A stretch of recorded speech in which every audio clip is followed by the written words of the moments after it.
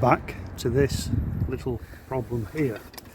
Of course, you keep digging and it gets worse, it gets worse, and it gets worse. It gets that hot you can put an egg in there.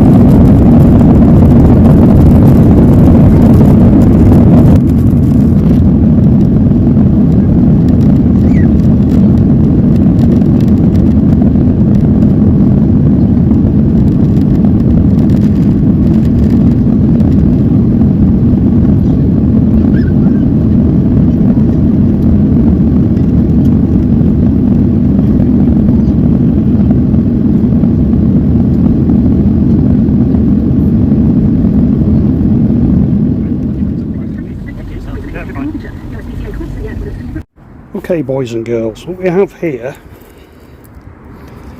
is what is known as kibble, which is basically limestone that's been heated up to about 900 degrees.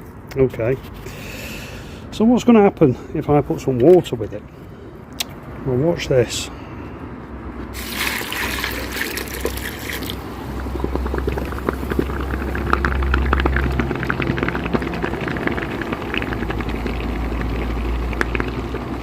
Now what's happening there is that lime is now slaking and it's going to get rather hot. In fact, you can probably see a bit of steam coming off it now. You would not want to put your hand in that. It gets that hot you can put an egg in there and hard boil it and have it on your butties. Now this is how we're going to make the mortar. In the bottom of that now, like I said, it's slaking. It's turning into a lime putty, and once it's finished doing its bit, which is probably going to be about 20 minutes, I'll mix the aggregate in to it, and that forms the mortar. What I'm going to do now, I'm just going to cover it over to keep all that heat and steam in there. Okay, so it's been about 20 minutes now. There's a couple of little bits in that haven't quite slaked, but I'm not that bothered about that, not for this. So what we're going to do, we're going to use it now to lay some bricks to try and get this corner a bit more solid. And again, we'll be using our favourite little brick trowel to undertake the work. I have brought up the bigger trowel as well, but it's still a bit big for this. It's more for line work, that other one. Right, this stuff is still really hot, so I don't really want to get it on my hands.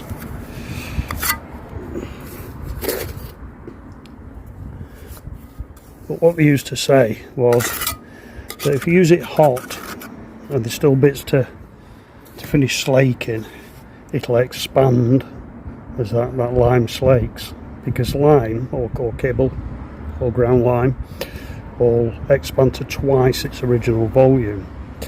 So hopefully that'll expand and it'll push everything up and get it all nice and tight. Right, so I've got to try and get a piece of brick out of here now, very carefully. There's not a lot holding this up. It's even scaring me, and I don't scare easy.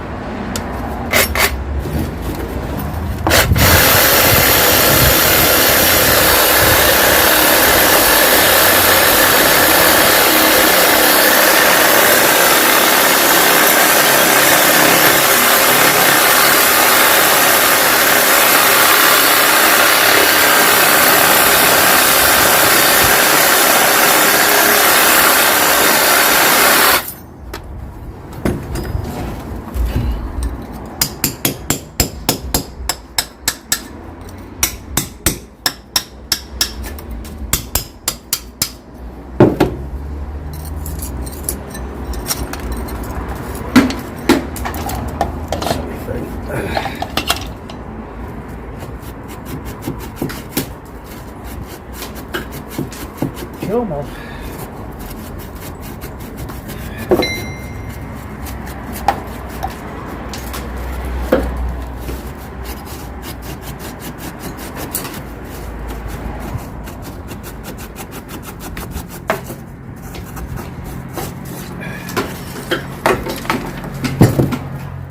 Of course, this is what happens when you get budgie builders in.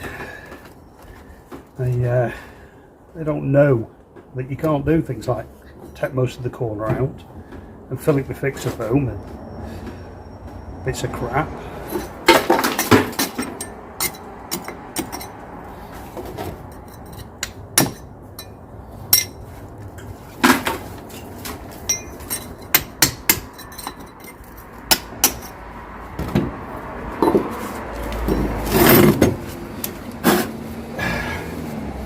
Right in the mincers. Right, so at the moment we've probably got a quarter of a brick holding up a couple of ton.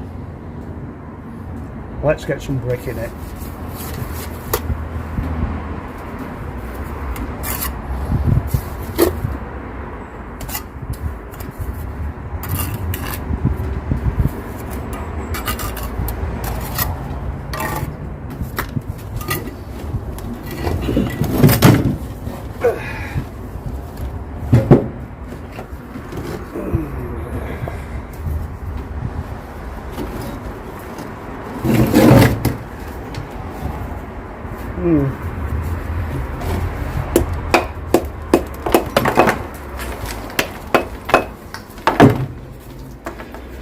Yes. There's the better corner.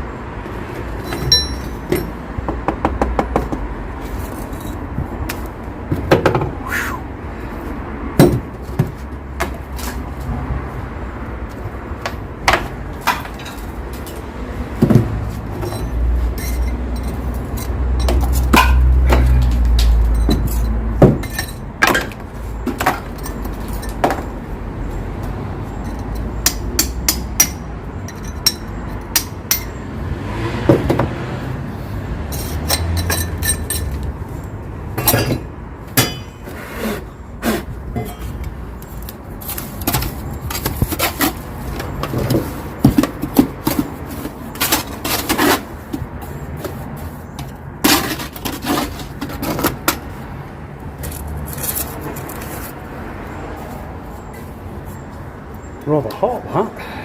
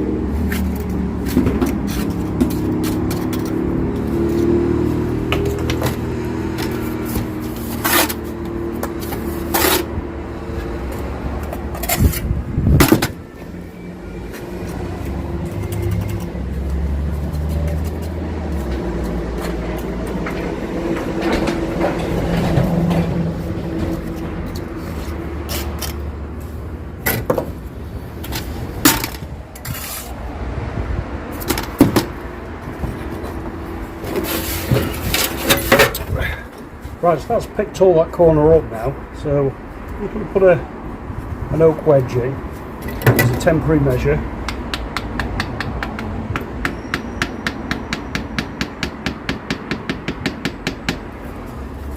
That's because the line can still compress, but I'll put the wedge in until the line is set. So now I can start going that way.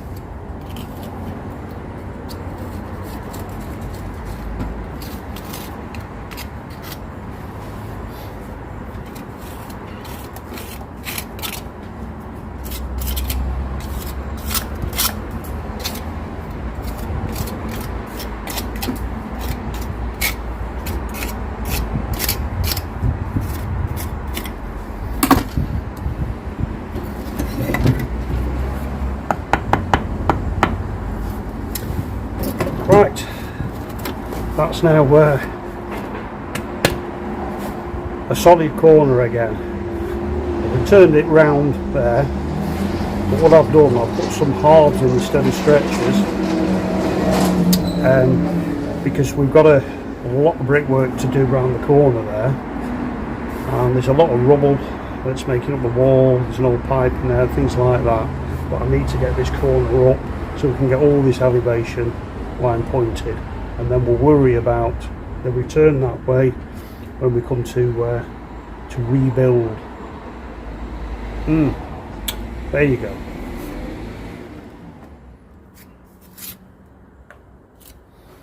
Now the problem with this corner here, I couldn't prop it. There's nothing to prop it off, so I had to very carefully, as you saw, take those few bits of brick out and do one at a time until we got it back up to pick up all that brickwork above.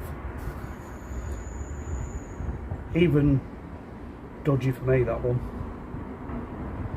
I wouldn't recommend you try it, but it was the only way.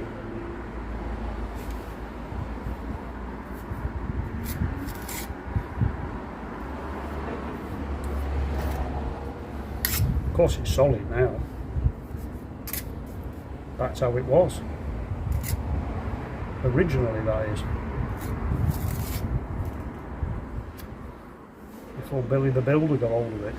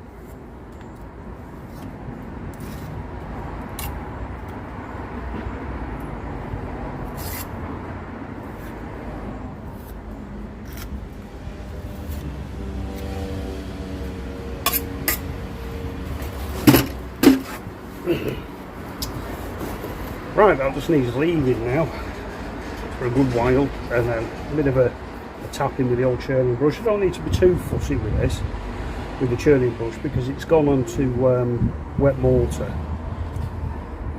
so it's pushed back into that, so it's not going to go anywhere. But that's it. You'd never know it was missing. Got to look round the corner. So what I've done, I'll put two halves in, and I'll do stretchers in the middle, and I'll do halves going that way, because a lot of that is going to be under the lead work, which we'll have to do as well. We're going to take this out, all this rubble up here, that pipe. Yep, it's a mess. Right, so I've got several different types of lime, ways you can use lime. For example, this here, it's a pre-mixed, nice and gritty mortar. It's made up with a lime putty and yellow flint grit sand. Now you could use this as a backing plaster, a lime render, or indeed a mortar for doing lime pointing, as we're doing here. And then you have the old kibble, which is just basically pieces of limestone.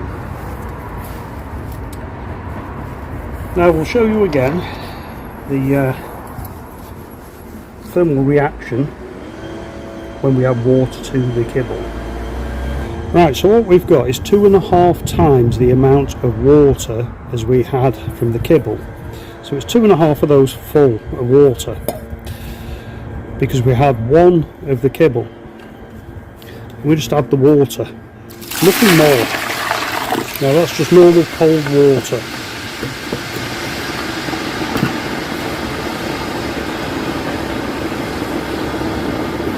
Now what this is doing is slaking, and it will produce a lime putty. Now that lime putty, we can add it to an extremely fine sand, 50-50, and use it for a finishing plaster. We can add it to our aggregates and use it as a backing plaster. We can also add our aggregates to it and use it as a mortar for brick and stone laying, or indeed pointing. Or we could water it down and add pigments to it and use it as a lime wash to apply to fresh lime plaster or lime render. Now the heat coming out of that now is probably getting up to about 150 C. You would not want to put your hand on it. Now another type of lime, of course, is your NHL, which is natural hydraulic lime. That comes in 3 different strengths: HL5, 3.5 and 2. 2 being the weakest, 5 being the strongest. The most common is 3.5. Personally, I prefer using the quicklime. You're guaranteed to have it vapor permanently. And then you have your hydrated lime, which we could have created with the kibble if we'd not added quite as much water. It would turn into a powder rather than turning into a putty. Again, the other 2 types of lime, you add to your aggregates to make mortars or plasters. Now that will continue slaking now for another 25 to 30 minutes. What you'd normally do is put a lid over the top of it, but for demonstration purposes, obviously I'm not putting a lid over it, because you won't be able to see it doing its thing. And there you go, that's what you do to make your lime putty. And you can see now that bucket full of putty was a little tub full of what looked like stones.